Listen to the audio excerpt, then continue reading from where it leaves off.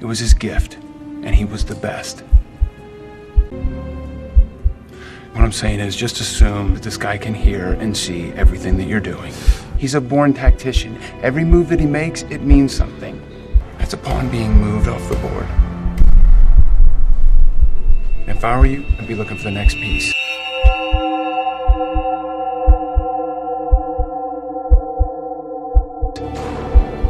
No, you can't stop him.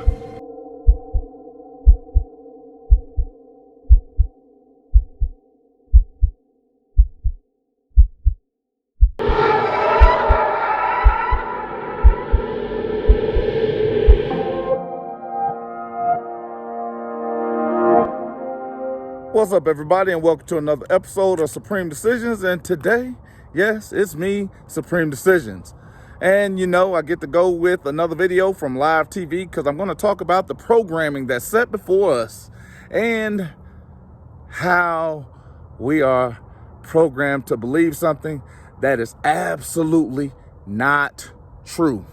Well, I've had a couple people talk to me about something as silly as being charged with disorderly conduct when using profanity in the area of police. Now, anybody that has watched a video or listened to a podcast of mine, you know I curse a lot. I use a lot of profanity, so it is what it is. But in this video, you're gonna hear something. And again, it's part of the programming. And then I'm gonna give you the truth. So get ready for it.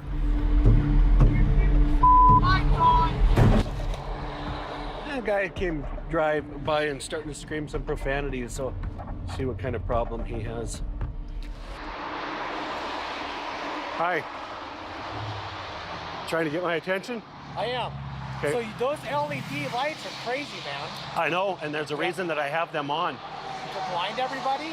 To get people to slow down. I'm looking for something in the roadway and trying to prevent an accident from getting worse. Okay, well, You don't get all the LED you don't lights get that are on? you don't get to do what you did. You don't get to do what you did. You don't get to do what you did. You don't get to drive by and scream profanities. Okay, well, sorry for screaming profanity, man. It's But disorderly conduct, man. You're gonna get a ticket for it.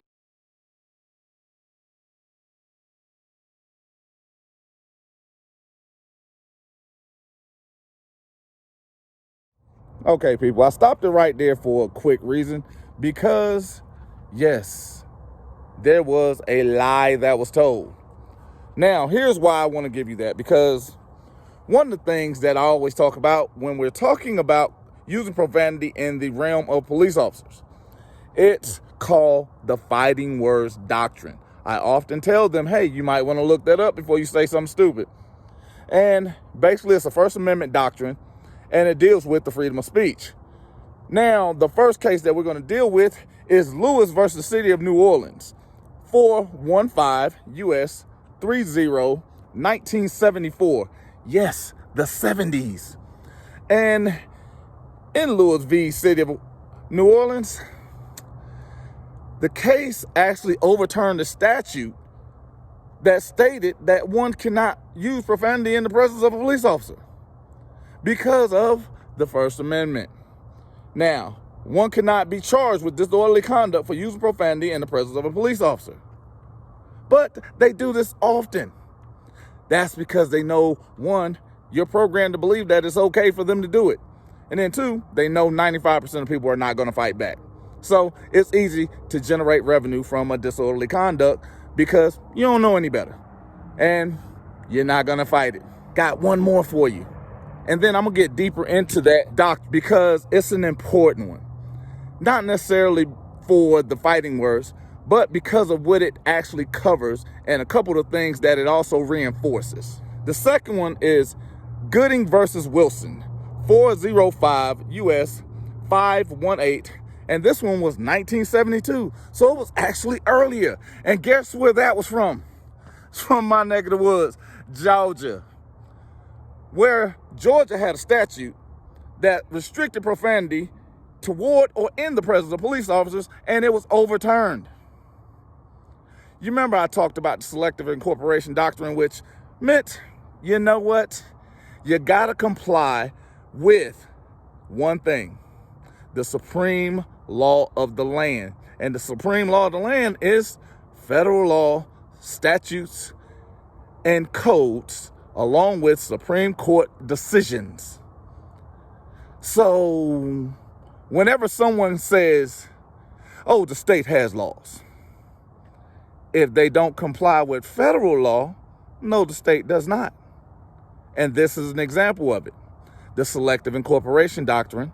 Why? Because the fighting word doctrine had 2 cases that overturned state statutes. Why? Because they did not comply with federal law. Now, these are things that also went into with Howlett v. Rose. Why? Because Howlett v. Rose is the one that I constantly go to when we're talking about state statutes must comply. You don't see mine on unless there's an emergency. You don't see mine on unless there's an emergency. I know, and I'm glad. So I shouldn't have said it. Been apologetic about it. He realizes that what he did was wrong. It's I think it'll be just fine if to cut him loose with a warning.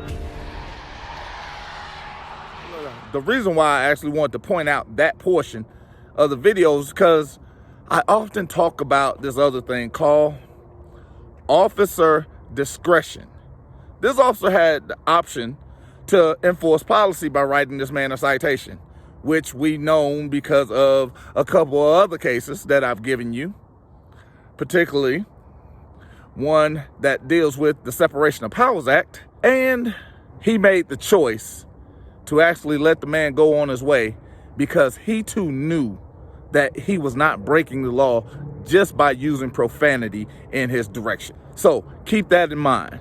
Now, I'm not going to say get outrageous with it, but there's no need to vex these guys, beat their ass in court, because if it's not lawful, it doesn't exist. Because if you're staying in control, they'll stay in control, hopefully. So, in closing for today, thank everybody that's been donating. And what we're going to do is have a couple of things as far as supporting the podcast.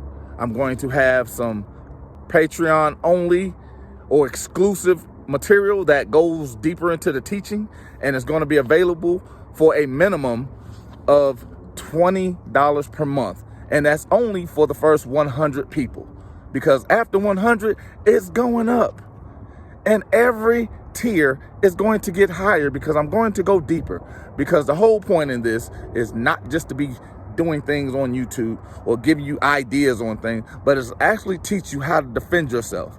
This is the one I'm giving you the weapons necessary for being successful in court. So thank you guys for donating. Support the podcast. 99 cents, $4.99 or $9.99 per month on the first of every month. And for the channel, we're gonna go with Apple Pay, Venmo, Cash App. And if you don't have it already, the link's in the description. Download it and we both get paid. And you also get a lot of neat bonuses. PayPal is back. The Supreme Decisions. Zelle, for those that want to send a wire from their bank to my bank, and it's just as fast, but it's only for free. So talk to you soon.